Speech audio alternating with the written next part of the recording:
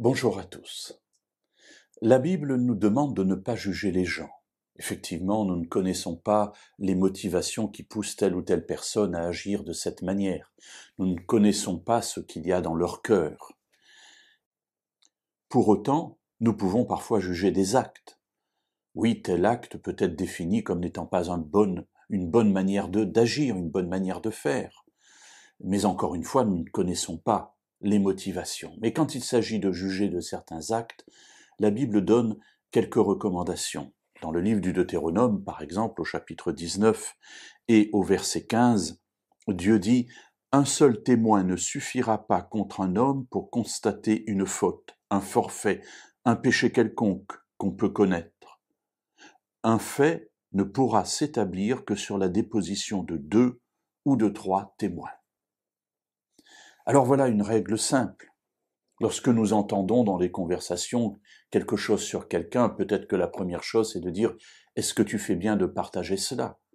Est-ce que tu fais bien de faire que j'ai maintenant à porter ce poids alors qu'il ne me concerne pas ?» Mais cela peut arriver.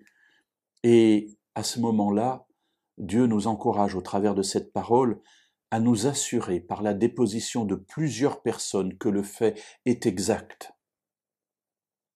Effectivement, nous savons que le témoignage peut varier, mais le fond étant le même, on pourra supposer que la chose s'est réellement produite. Permettez-moi d'ajouter quelque chose. Alors, c'est pas que je veuille ajouter quelque chose à la parole de Dieu, mais dans le cadre de ces 2 ou 3 témoins, permettez-moi de vous encourager à faire quelque chose.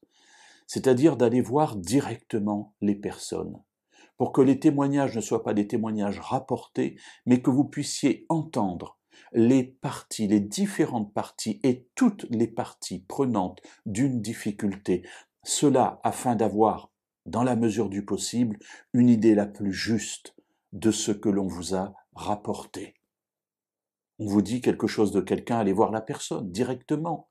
Posez-lui la question. Elle vous expliquera ce qu'elle a vécu. Peut-être que vous pourrez à ce moment-là être certain qu'il y a bien eu un problème, une faute.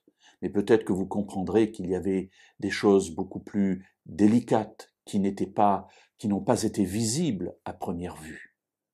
Oui, ne soyons pas prompts à prendre des décisions lorsque nous n'avons pas entendu toutes les parties et plusieurs parties sur les mêmes événements.